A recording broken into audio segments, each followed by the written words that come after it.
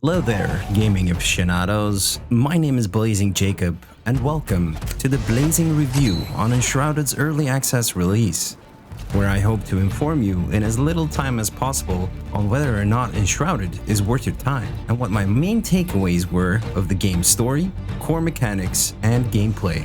In the future, we might even revisit the game when the 1.0 version releases out of early access. Keen Games, the developers of Enshrouded, are mostly known for their lighthearted take on the survival crafting genre with Portal Knights. I myself have enjoyed Portal Knights several times as a comfort game, and in that regard, Enshrouded is no different. Simply put, Enshrouded feels like a lighthearted take on a Souls-like game with elements of Zelda Breath of the Wild with its open-world traversal, and Valheim for its survival and crafting integrations. And on top of all that, they've added their expertise and know-how of voxel-based terrain and base building to the game. Overall, Enshrouded promises a great adventure to be experienced as we have come to expect from Keen Games.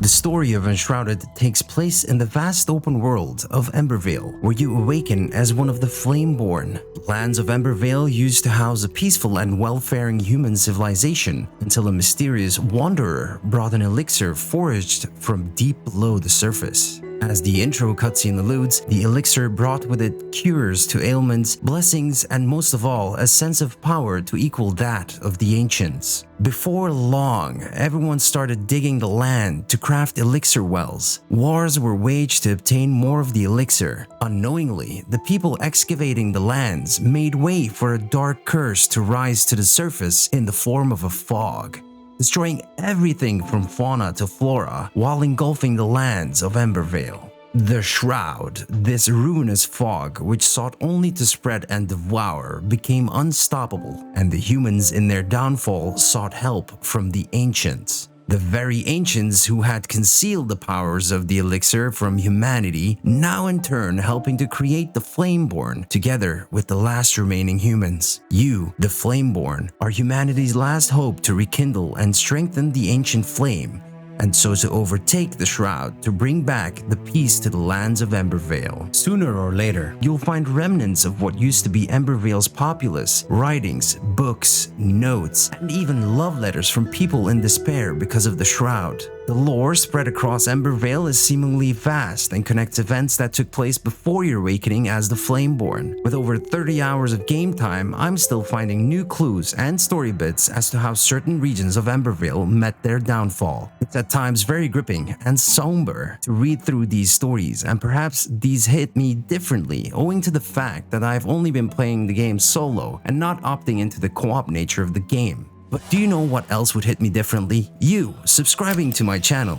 If you subscribe to my channel, you'd be letting me know I'm on the right track for following my passion of writing video game reviews for your viewing pleasure. But perhaps it is not so foolish of me to say I was able to dedicate more of my attention to the breadcrumbs of stories sprinkled across the game world. Trust me when I say it is very much a dark fantasy story with a world that holds many, many secrets. As the Flameborn, you are tasked with expanding the power of the flame, a power wielded by the ancients that counteracts the Shroud, but has lost much of its might due to the Shroud's gain in power across the lands of Embervale. When awakened, you are tasked with building a flame altar, something that will keep a small area around it safe from the Shroud and its evil spawns, such as the Fel. While the flame altar works as a respawn point, it also very much serves as the safe area to build your base in. Once you're familiar with the basics of crafting and you have gathered your primary tools, ranging from crude weapons, some tools, and your grappling hook, you are tasked with gathering other survivors who serve the purpose of craftsmen at your base. These NPCs will grant you new recipes to craft better and improved gear once you start accepting their quests and bringing back their tools from within the Shroud-ridden regions. At times, these quests will put you neck deep into high-level regions of the map, where the game certainly doesn't feel easy, and yet it doesn't feel unfair either when you get slain. Sooner or later, you'll realize it is up to you to take the time and explore the lands to uncover new locations and find better gear, way before you get to craft any of the higher tier gear with the help of your craftsmen.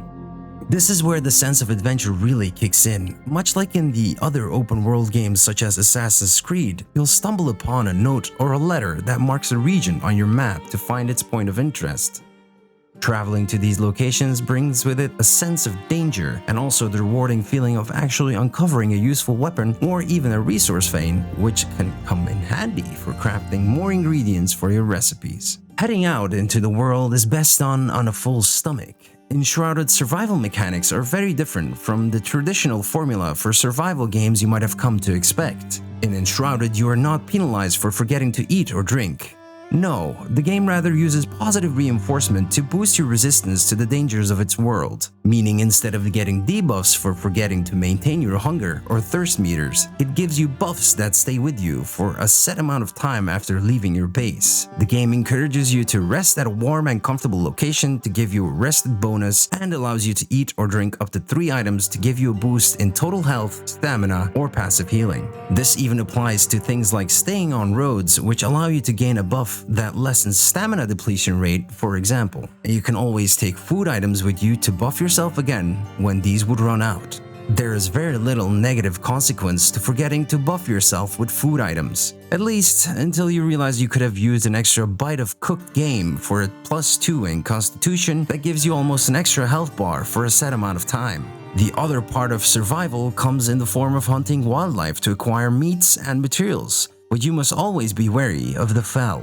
The Fel are one of the main enemy types that are born from the Shroud's evil fungi spores called mycelium, and they can be found roaming enshrouded areas or simply wandering the lands at night. Hence, I prefer to head out of camp during daylight because it makes reaching your destination a tad easier. But inside the Shroud, the Fel are not the only thing that you must worry about, as the Shroud has turned even the flora into evil toxin-spewing creatures. The combat of the game is what I would describe as a Souls-like, meaning it has the bones of a Souls-like game, and yet it takes its liberties with the ease at which combat is executed. From the sneaky backstab to the dodge and roll mechanics, all the way to locking onto individual enemies when fighting. The combat is something you get to iterate on by unlocking new skills. With each enemy slain, locations discovered, or simply resources mined, you gain XP that levels up your character, at which point you are granted skill points to invest into your skill tree of choosing.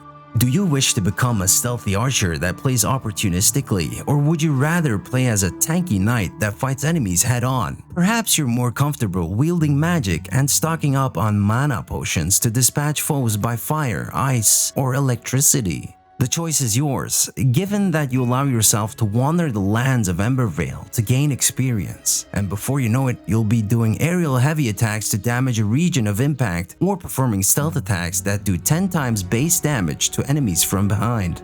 During your exploration, you'll soon come across the Shroud. Be warned that entering these shrouded regions will make you become enshrouded, which will start a countdown timer indicating your intoxication by the fog's curse. When the timer hits 0, it's already too late. You must make haste and exit the Shroud before the time runs out. This in turn gives a sense of urgency and also a feeling of risk versus reward, as you will find a lot of valuable loot and resources within the Shroud that will help you further your progress. One of the things you can find in the Shroud are the old elixir wells that the people of Embervale erected across the land.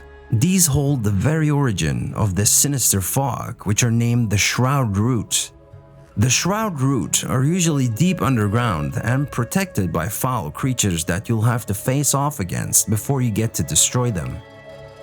Once destroyed, the Shroud in the given area will lose some of its grasp on the land and you'll obtain a skill point for your efforts. Be warned, however, not all shrouded areas are equal. Some of the Shroud is so powerful that the ancient flame can't protect you when you enter it. These deadly shrouds, as it were, are zones you can only enter once the flame at your flame altar is expanded by sacrificing the spoils of your explorations. These sacrifices range from simple ingredients to trophies obtained from defeating bosses you'll discover by progressing the quests given to you by your craftsman.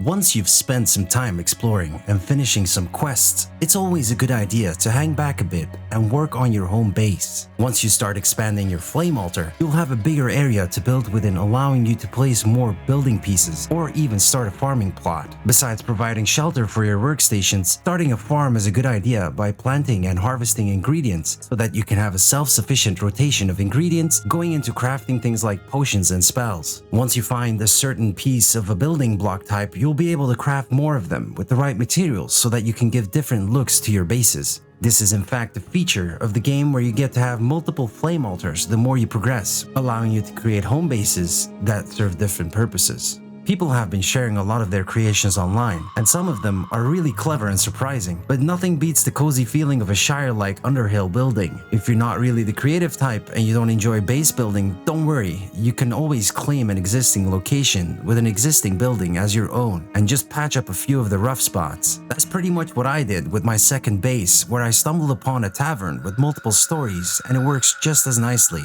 For me, the starting area of the Springlands gave off a certain Alto farm vibe, and hence I've turned my original base into a farm so that I can harvest all the necessary ingredients for my expeditions here. One of the tools you are given earlier on is the rake, which turned out to be a very valuable tool as it allows you to mold the terrain however you want. On top of that, it allows you to spread out a certain type of soil rather than having to place multiple blocks of farm soil, for example. I was able to put a block down and spread it all over a bigger area. This way, you don't have to tediously keep crafting farm soil from dirt and bone meal all the time. When it comes to NPCs, they are available wherever you wish to summon them with the summoning staff. However, for now, you can only summon them at one location at a time, and if you so choose to interact with them at another base, you'd have to summon them there again. Listening to the feedback from the community, the devs are working on patching in the feature to have them available at least once for each base so that you don't have to summon them each time whilst you go back and forth. In weeks since its early access launch, the developers have been very communicative and responsive to the community, which shows great promise for the future of Enshrouded.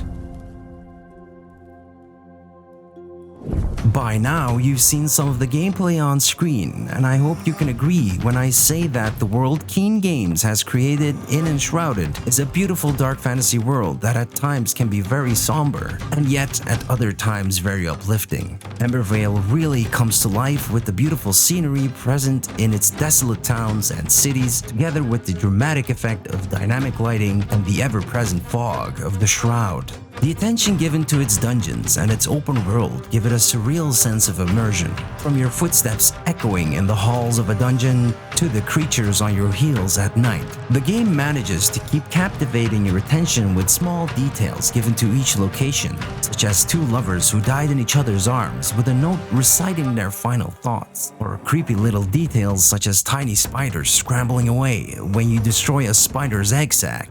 All of this and more really suck you into its world and create a certain feeling of longing to get back into it. One key aspect that shouldn't be overlooked is the impressive musical score that plays along during your adventures in Embervale. From its frantic combat music to its beautiful scores given to distinct locations, you'll find yourself coming back to enjoy Enshrouded for its unique atmosphere. In summary, as an early access title, Enshrouded manages to impress both from a technical standpoint as well as from the sheer amount of content already present in the game's early access build. If you're no stranger to survival games, then don't expect the by-the-numbers survival game here, nor should you expect an Elden Ring-like experience in terms of combat. What you can expect is a game that grants you a sense of adventure you might not have felt since you first explored the world of Skyrim. Heck, it even comes close to the very first wonderment you might have felt playing The Elder Scrolls Oblivion for the first time. For its current pricing, I can safely say I've gotten more than my money's worth because I really enjoy games that allow you to explore its world without forcing you on the main path, as it were. Rating Enshrouded on our rating board, ranging from meh to blaze-tacular, it would land straight on the Blaze of Glory rating. So good, even the firefighters are clapping from the sidelines. Alright you guys, that's gonna do it for this Blazing review. Let me know if you've also played Enshrouded down in the comments below, and more importantly, what you thought of the game and how it fares on your rating scale. Thanks for watching, and if you enjoyed this video, don't forget to set that like button ablaze, and I will see you in the next one.